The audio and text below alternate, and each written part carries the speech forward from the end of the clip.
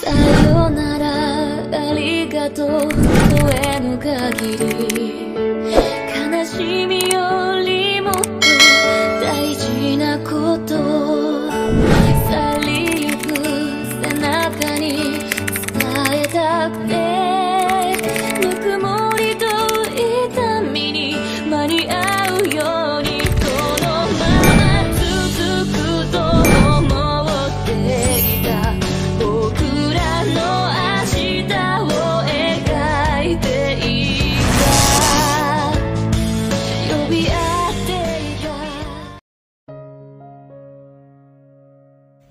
I hurriedly ran out of my car. Fuck! Kabang-kaba na ako. Shit! Dapat kasi pati loob ng bahay pinalagyan ko na ng camera.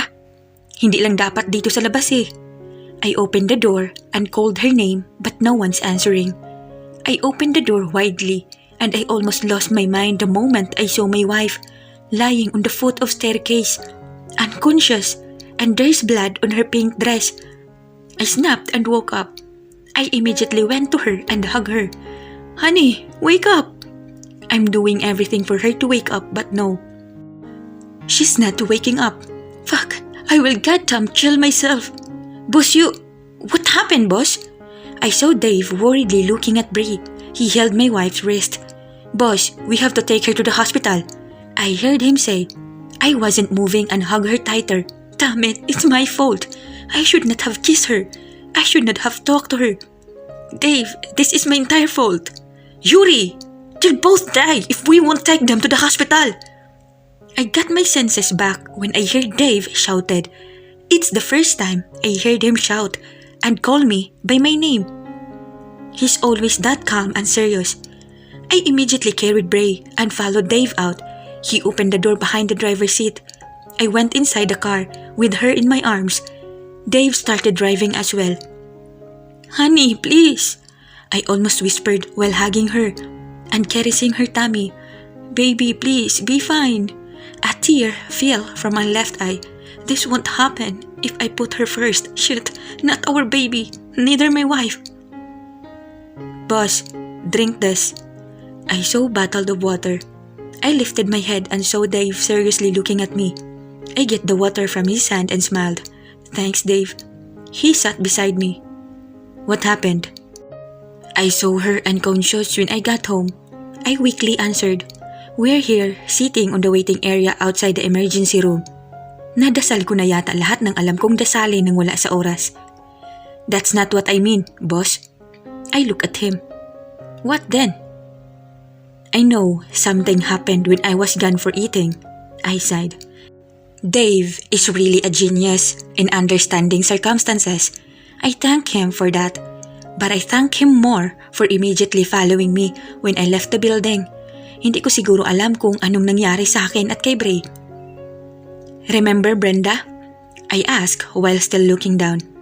Yes, boss. And before you continue telling me everything, drink that first. You need to be calm. I smiled a bit and shook my head. Dave is 3 years ahead of me, and I actually count him as my older brother, other than Tam and AC.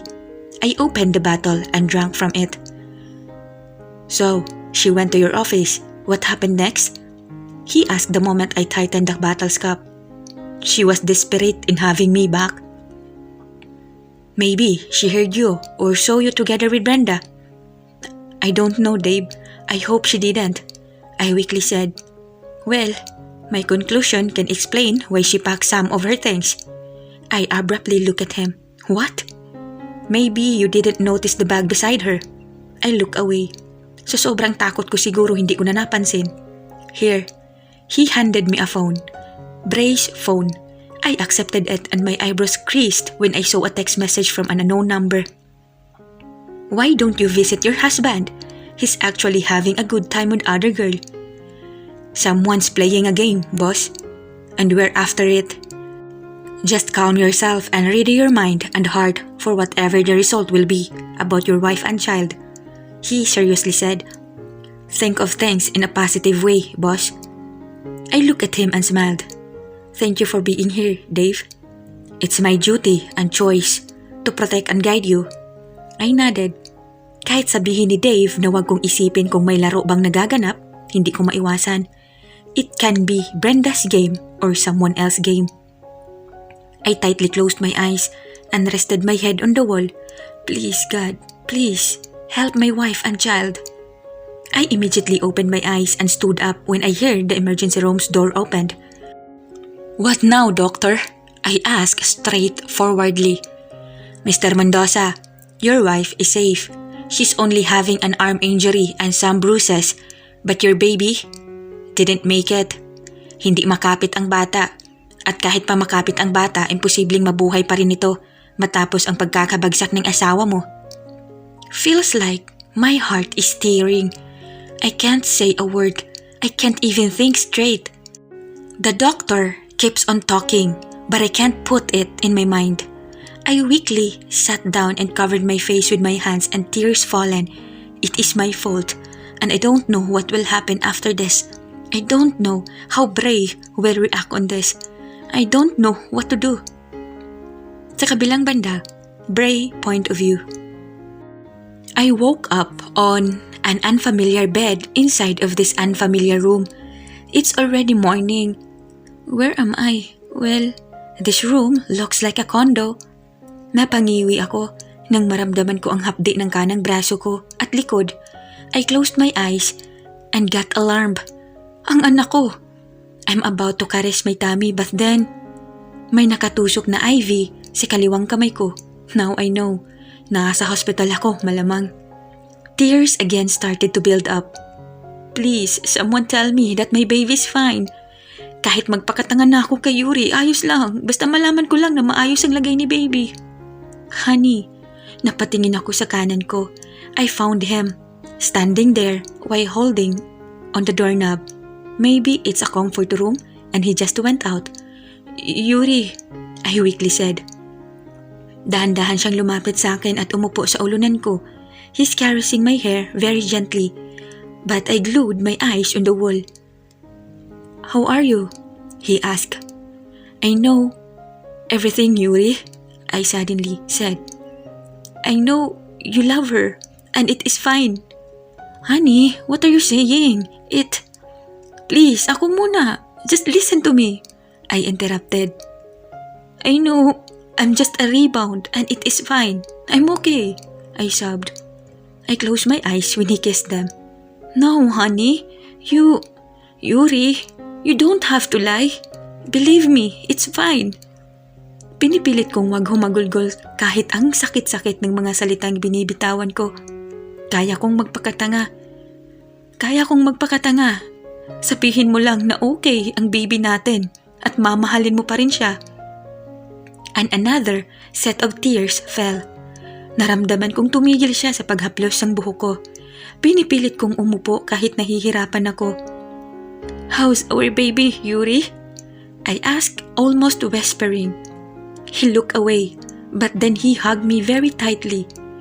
I'm sorry, honey. I really am. And I heard his sobs. I couldn't move. Tumuloy-tuloy lang sa pagdulo ang mga luha ko. No, please. Tell me what I'm thinking is not happening. He's dead, honey. You feel bad and he didn't make it, he said with his husky voice. Hindi ko na napigilan ang paghagulgol ko ng sobra. Bakit kailangang madamay ni baby? Bakit pati siya? Iiwanan mo na ba ako? Wala ka nang kailangan sa akin. Pinilit ko yang sabihin kahit nahihirapan at nasasaktan ako. No, honey. No. Hindi. I love you, honey. I bitterly smiled. I hate you, Yuri. I hate you for letting this happen. I hate you for breaking me. I hate you for putting her first than us. Samantala, sa kabilang banda, Honey, are you sure it's fine for you to go to school? He again asked for the 9th time. I rolled my eyes and looked at him. Bakit hindi? It's better. Huwag mo naman sana akong ikulong dito. Don't be very protective dahil wala naman na ang anak mo. I coldly said and looked at the mirror again and combed my hair. Don't worry. Pwede ka pa rin mambabae. Kung gusto mo, dalhin mo pa dito. I heard his sigh. Brie, We've been like this for 2 weeks. You're so cold since we got home from the hospital. I look at him through the mirror and saw pain in his eyes. But I don't care. Ano ba dapat? Maging masaya ako dahil namatay ang anak ko? Maging masaya na manluloko ang asawa ko at walang pinagkaiba sa tatay ko? Maging masaya na hindi mo ko iniwan para sa kanya? I sarcastically ask and face him. That's bullshit, Yuri. He looked away. Brie, ikaw yung pinili ko Dahil ba baog si Brenda? I asked and smirked. O boba siya sa kama? Maybe I can also say na baka sagsag na. Yun ba yun, Yuri? He intently looked at me for seconds. I looked away because I couldn't take his stare. Malalim. May pinapahiwatig. I thought he'll shout at me or burst, but he just kissed my forehead and eyes. I'll be going, honey. Someone will drive you. I love you. Then he left. Hindi man lang ba siya nabwisit? Iniinis ko siya, but I always end up na ako ang naiinis. What kind of patience does that man has? Or maybe guilt? I just continued to fix myself for school. It's been 2 weeks since my baby died. And since my love for him died, ayoko sa manloloko. Alam niya yun simula pa lang. But he chose to hurt me than to be loyal to me. Kailangan pang madamay ng anak ko. I picked my bag and went out of the room. Sinabi ko kahapon sa kanya na gusto kong bumalik sa Greenfield dahil mas mabubuwisit lang ako kung dito ako. Mas titindi lang ang galit ko sa kanya. Umuo naman si Uto-Uto. Brie, I missed you! Faye excitedly said and hugged me. I smiled. Baliw ka, Faye? Tara na nga! Miss daw, ihalo siya ang lagi kong kausap sa hospital. Noon, pati nang makauwi na ako. Ayokong kausapin si Yuri eh. How are you and Yuri? She suddenly asked, breathing. It's not what I mean, Brie, she said with irritation and stopped walking. I stopped walking as well and faced her. Ay ano ba dapat kong isagot? Brie, why don't you wake up? It wasn't his fault why your baby died. Kasalanan niya, Faye. Hindi sana ako magtatangkang umalis kung hindi niya pinasama ang loob ko. I angrily said to her. Brie, you shouldn't look at the picture on your own point of view. You should listen to him at least. I hissed. Ano bang alam mo sa amin, Faye? Wala kang alam sa amin. Wala kang alam kung ano ang nararamdaman ko ngayon. Wala kang alam kung gaano ako nasasaktan. At wala kang alam sa mga nangyari kaya wag kang mangialam. She smiled bitterly. Yeah, Brie, wala akong alam. You're wrong. May alam ako. Alam mo kung ano yung alam ko? She smirked. Alam kong ikaw yung klase ng tao na hindi marunong makinig. Alam kong ikaw yung taong hindi nagpapatawad. At alam kong ikaw yung taong malapit ng maging mag-isa ng tuluyan sa buhay dahil sa ugali mo. Goodbye and good luck. She walked away. Napahilot ako sa noo ko.